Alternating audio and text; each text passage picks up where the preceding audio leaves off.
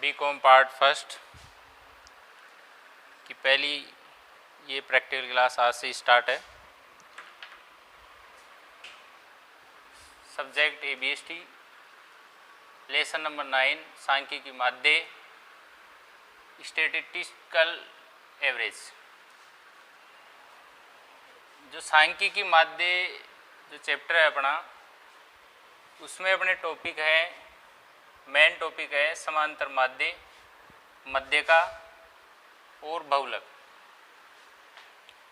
समांतर माध्य को मीन बोलते हैं, कुछ लोग मीन की जगह इसको एवरेज भी बोलते हैं। मध्यका को मीडियन और बहुलक को मोड कहते हैं। ठीक है, अब इसमें अपन कुछ फॉर्मूले हैं वो समझने हैं, लेकिन फॉर्मूले समझने से पहले अपन को श्रेणी समझनी है। इंग्लिश में बोलते हैं सीरीज। श्रेणी जो होती है वो 3 प्रकार की होती है। पहली व्यक्तिगत श्रेणी, दूसरी खंडित श्रेणी और तीसरी है अखंडित श्रेणी या सतत श्रेणी। अखंडित श्रेणी बोल दो या सतत श्रेणी बोल दो, दोनों में से कोई भी नाम एक ही बात है। अब कैसे पहचाने कि व्यक्तिगत श्रेणी कौन सी है, खंडित श्रेणी कौन सी है और अखंडित श्रेणी या सतत श्रेणी कौन सी वाली है।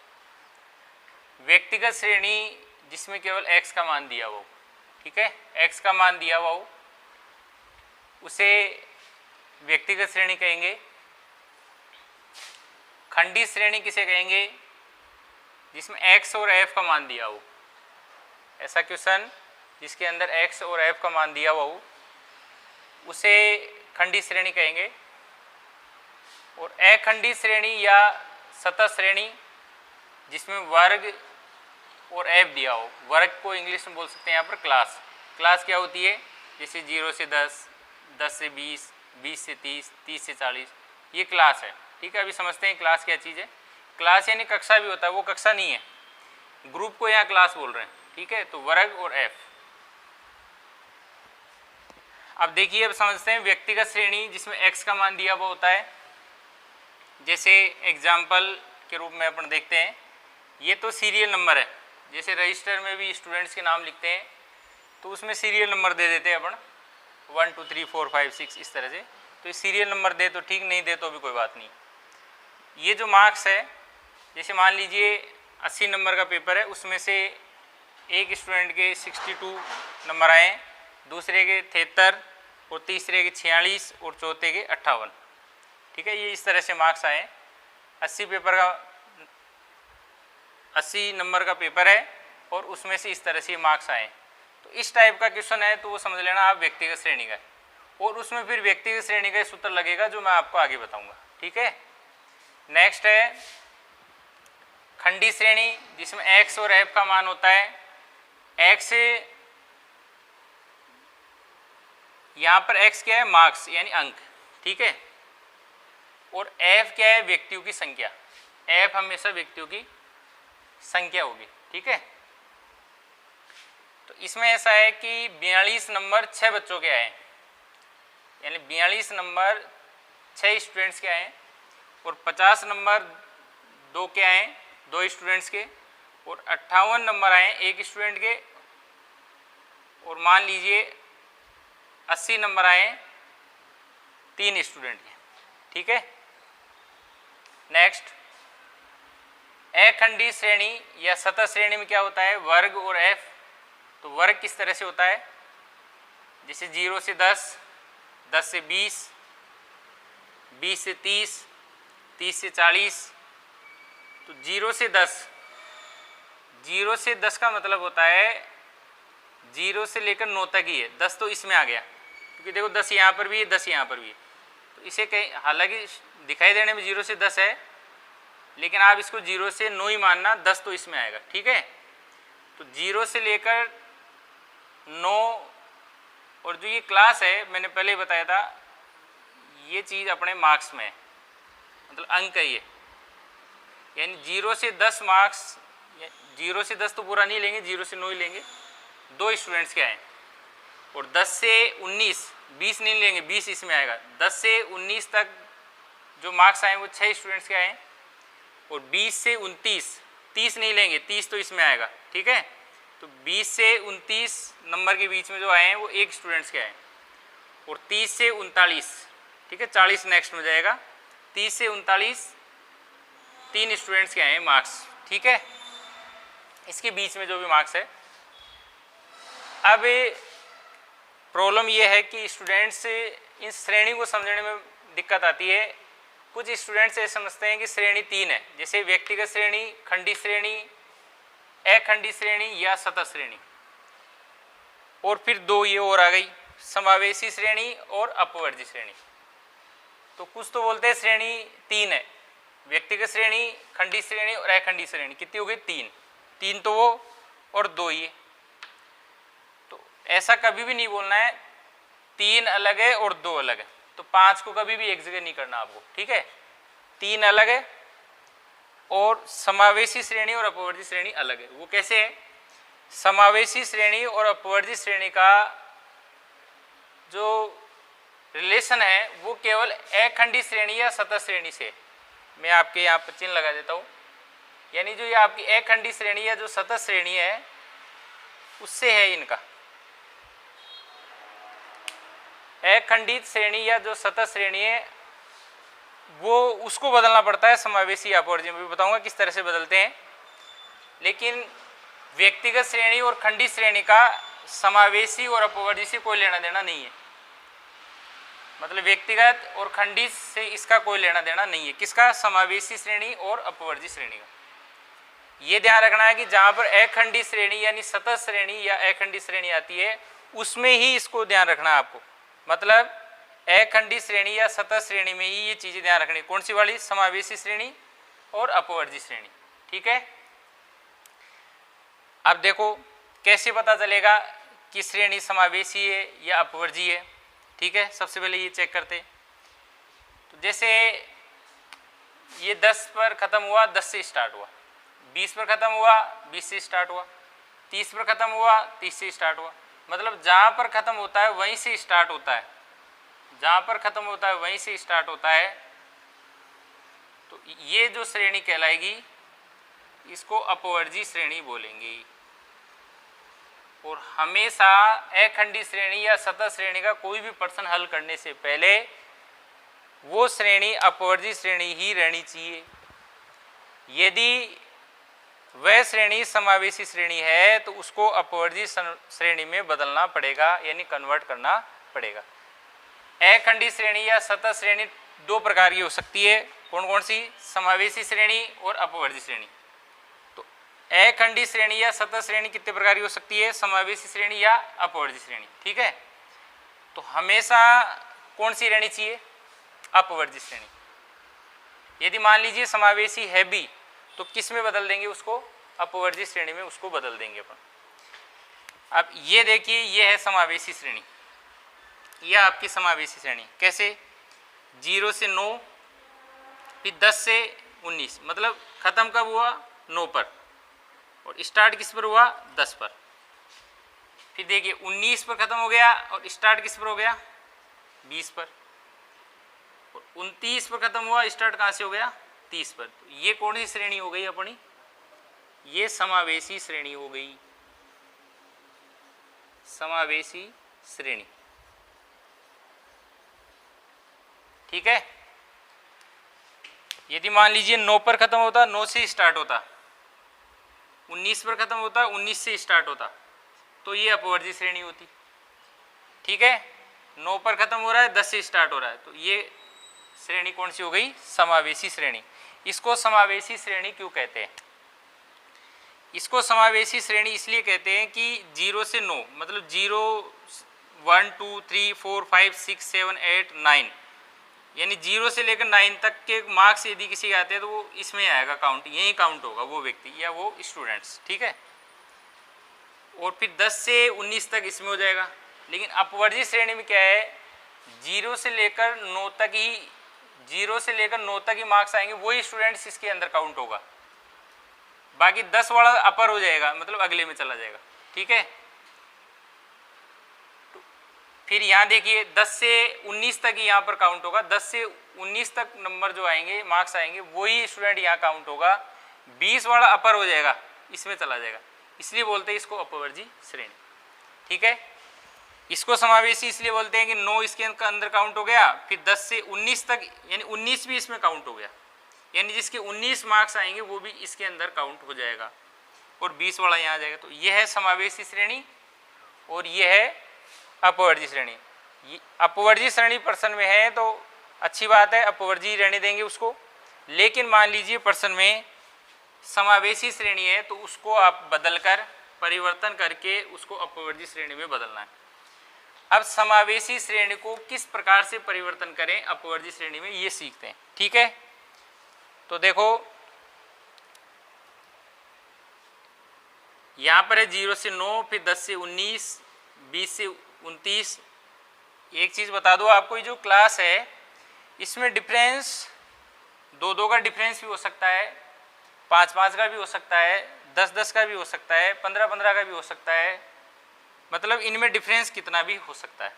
ठीक है, जैसे यूँ भी हो सकता है 0 से 5, 5 से 10, 10 से 15, 15 से 20, या ऐसे हो सकता है 0 से 10, 10 से 20, 20 से 30, 30 से 40। ठीक है, तो अंतर 10 का भी हो सकता है और अंतर 5 का भी हो सकता है, अंतर 2 का भी हो सकता है और अंतर 20 का भी हो सकता है, कुछ भी हो सकता है अंतर। लेकिन आप यही ध्यान रखना भाई 10 पर ख़त्म हुआ, 10 से स्टार्ट हुआ, 20 पर ख़त्म हुआ, 20 से स्टार्ट हुआ, तो ये कौन सी श्रेणी हो गई, अपवर्जी श्रेणी, और उसको अपवर्जी में रहने देना है और अपवर्जी से ही क्वेश्चन करना है। मतलब कोई भी जो अपने कोई भी सवाल या क्वेश्चन जो है उसको जब अपन हल करेंगे तो वह सवाल अखंडित श्रेणी या सतत श्रेणी में हमेशा अपवर्जी श्रेणी में रहना चाहिए। यदि मान लीजिए वो समावेशी श्रेणी में है तो उसको अपन अपवर्जी श्रेणी में बदल देंगे। ठीक है, उसको अपन अपवर्जी श्रेणी में बदल देंगे। नेक्स्ट देखते हैं किस तरह से समावेशी श्रेणी को अपवर्जी श्रेणी में बदलते हैं। तो देखो 9 और 10 यानी कितना अंतर है, 1 का। फिर 19 और 20 कितना अंतर है, 1 का। फिर 29 और 30 कितना अंतर है, 1 का। ठीक है, यहाँ पर भी अपन मैंने एक्स्ट्रा लिख दिया आपके लिए, 9 से 10 यानी 1 का अंतर हो गया, 19 से 20 में 1 का अंतर हो गया और फिर 29 से 30 में 1 का अंतर हो गया। ठीक है, तो एक चीज़ ये समझ लो आप कि ये जो इस साइड वाला जो है, ये वाला इस साइड वाला है, इसको बोलते हैं L1 लोअर लिमिट, हिंदी में बोलते हैं निम्न सीमा, इंग्लिश में बोलते हैं लोअर लिमिट और हिंदी में बोलते हैं निम्न सीमा। ठीक है, मैं लिख देता हूँ, L1 को बोलते हैं निम्न सीमा, निम्न सीमा। ये सभी चीज़ें अच्छी तरह से नोट्स में मैंने लिख रखा है और जो PDF वाला जो अपने ऐप्स में ऑप्शन है उसमें आपको इसका पूरा नोट्स मिल जाएगा, वहाँ से भी आप सहायता ले सकते हैं। लेकिन इसको जैसे एक बार में वीडियो समझ में नहीं आए तो आप उसको बार बार प्ले करके इसको आप देखते रहें और साथ में अपनी नोटबुक में भी जिस तरह से मैं समझा रहा हूँ उस तरह से आप करें। ठीक है, बीच में वीडियो पॉज कर सकते हैं, मतलब रोक सकते हैं और फिर अपनी नोटबुक में लिख लिया, थोड़ी देर बाद में फिर आप उसको प्ले कर सकते हैं। इस तरह से प्रैक्टिस आपको करना है, जब ही आएगा। ये जो इधर वाला पोर्शन है आपका, ये वाला, इसको अपन बोलते हैं L2। L2 को इंग्लिश में बोलते हैं अपर लिमिट। ठीक है, और हिंदी बोलते हैं उच्च सीमा, उच्च सीमा, निम्न सीमा और उच्च सीमा। ठीक है, तो L1 और L2। ठीक है, क्लियर है यहाँ तक?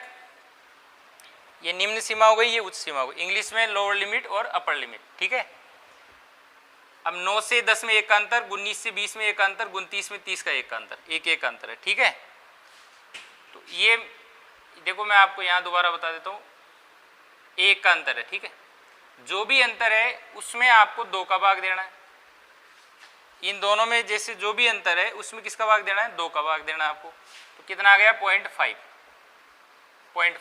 ठीक है, तो 0.5 L1 में जो L1 है इधर वाला, इसमें तो आपको माइनस करना है 0.5 ये वाला, और जो ये L2 है उस L2 में आपको प्लस करना है 0.5, ठीक है। L1 में ये जो आ गया उसको माइनस करना है और L2 में इसको प्लस करना है, ठीक है। यहाँ पर मैंने समझा रखा है इधर वाला L1 है और इधर वाला L2 है, ठीक है। नेक्स्ट, अब इसको अपन कन्वर्ट करते हैं। जैसे यहाँ पर मैंने ये समावेशी श्रेणी है, इसको मैंने अपवर्जी श्रेणी में कन्वर्ट कर दिया, तो ये भी अपनी कौन सी श्रेणी है, समावेशी श्रेणी। समावेशी श्रेणी है, इसको किस में कन्वर्ट करेंगे, अपवर्जी श्रेणी में कन्वर्ट करेंगे। कैसे करेंगे, देखो अब यहाँ जीरो में कई बार प्रॉब्लम आती है कि जीरो में से भी 0.5 घटाएं या नहीं घटाएं। तो जैसे मान लीजिए 1 मिनट के लिए एज है, एज मतलब आयु, तो आयु जैसे बच्चे के जन्म लेते ही वो अपने ये कह सकते हैं भाई उसकी आयु एक तरह से 1 दिन है, या 2 दिन बाद में ये कह सकते हैं 2 दिन है, लेकिन उसकी आयु माइनस में तो नहीं हो सकती, ठीक है। तो कुछ चीज़ें ऐसी है जो जीरो से कम नहीं हो सकती, ठीक है। तो ऐसी केसेस में आपको जीरो में से माइनस नहीं करना, और कुछ चीज़ें ऐसी है जिनमें वो माइनस में भी हो सकती है, जैसे प्रॉफिट लॉस ये माइनस में हो सकते हैं, इनकम भी माइनस में हो सकती है, मतलब अपन कमाए उससे ज़्यादा नुकसान भी हो जाए अपन को, ठीक है। और कई बार जैसे एग्ज़ाम में नेगेटिव मार्क्स का सिस्टम है, मतलब गलत पर्सन होगा तो नंबर माइनस होंगे, मतलब कटेंगे। तो ऐसी स्थिति में किसी स्टूडेंट को हो सकता है माइनस में नंबर भी आ जाए। तो मान लीजिए एग्ज़ाम में नेगेटिव मार्किंग नहीं है, तो ज़्यादा स्टूडेंट के कुछ भी नहीं आए तो 0 नंबर तो आएंगे, ठीक है ना। तो वहाँ पर 0 से कम नहीं हो सकता। तो 0 से कम कब होगा, जब नेगेटिव मार्किंग है तो 0 से कम हो सकता है। नेगेटिव मार्किंग नहीं है परीक्षा में तो 0 से कम नंबर आ ही नहीं सकता बच्चे के, चाहे पूरी कॉपी खाली छोड़े, चाहे पूरे पर्सन गलत कर दे, फिर भी 0 से कम नहीं हो सकता। तो ये सिचुएशन पर डिपेंड करेगा कि वो 0 से कम हो सकता है या नहीं हो सकता है।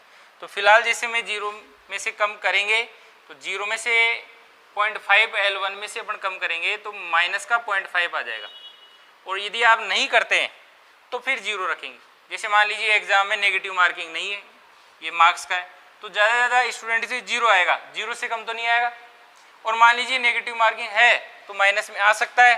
तो ये दोनों ही सिचुएशन है, मतलब परिस्थिति पर डिपेंड करेगा, ठीक है, कि ये 0 में से माइनस करना है या नहीं करना है। तो 0 भी रख सकते हैं और माइनस के 0.5 भी रख सकते हैं। ये पर्सन पर डिपेंड करेगा। जब मैं आपको सवाल पढ़ाऊंगा तो उसमें आपको बता दूंगा कि यहाँ आपको करना है या नहीं करना है। अब मैंने कहा L2 में प्लस करेंगे, तो ये L2 है, तो इसमें प्लस करेंगे कितना, 0.5, तो 9.5 हो जाएगा, ठीक है। फिर इसमें से अब तो करना है अपन को माइनस, ये L1 है, ठीक है, यहाँ लिखा हुआ है, तो इसमें से 0.5 लेस करना है अपन को। तो 10 में से 0.5 लेस करेंगे तो 9.5, इसमें ऐड करना है, मतलब जोड़ना है 19.5, इसमें 0.5 घटाना है, L1 में घटाना है और L2 में जोड़ना है, ठीक है। तो ये 20 में से 0.5 गए तो 19.5, फिर उसके बाद में 29 में जोड़ेंगे, L2 में जोड़ेंगे भाई, तो 29.5, फिर 30 में से घटाएंगे कितना, L1 में से कितना घटाएंगे 0.5, 29.5, और 39 में जोड़ेंगे तो 39.5, ठीक है।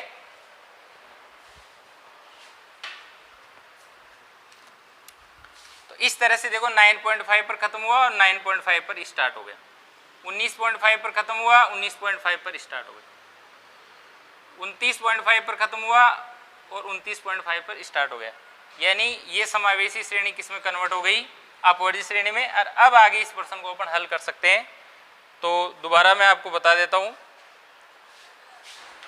कि श्रेणियाँ 3 है, व्यक्तिगत श्रेणी, खंडी श्रेणी और अखंडी श्रेणी। अब ये ध्यान रखो भाई, अखंडी श्रेणी के अंदर 2 श्रेणियाँ हैं, समावेशी श्रेणी और अपवर्जी श्रेणी, ठीक है। तो अपवर्जी श्रेणी परीक्षा में आ जाती है तो उससे हल कर दो आप डायरेक्ट, या अपने किताब में सवाल है तो डायरेक्ट कर दो, अपवर्जी श्रेणी से ही करना है। लेकिन मान लीजिए सवाल समावेशी श्रेणी का है तो पहले समावेशी श्रेणी को अपवर्जी श्रेणी में आपको बदलना है, उसके बाद में उस सवाल को हल करना है। अपवर्जी में है तो आप हल कर दो डायरेक्ट, कोई दिक्कत। समावेशी में है तो उसको अपवर्जी में बदल के हल करो, ठीक है। नेक्स्ट वीडियो में इसकी आप बढ़िया सी प्रैक्टिस कर लेंगे मुझे उम्मीद है। और यदि आपको कुछ इस वीडियो के जरिए कुछ प्राप्त करना है तो बिल्कुल आपको प्रैक्टिस करनी ही पड़ेगी, इसके अलावा कोई और उपाय नहीं है। नेक्स्ट वीडियो में मैं आपको व्यक्तिगत श्रेणी, खंडी श्रेणी और अखंडी श्रेणी या सतत श्रेणी के जो सूत्र है, फॉर्मूला है, वो फॉर्मूला मैं आपको समझा दूंगा। लेकिन उससे पहले आप ये प्रैक्टिस कर लें कि व्यक्तिगत श्रेणी क्या है, खंडी श्रेणी क्या है, और अखंडी श्रेणी में दो श्रेणियां हैं, समावेशी श्रेणी और अपवर्जी श्रेणी। तो ध्यान रखना है, समावेशी श्रेणी को किस में कन्वर्ट करना है, अपवर्जी श्रेणी में कन्वर्ट करना है, बदलना है। ठीक है, थैंक यू।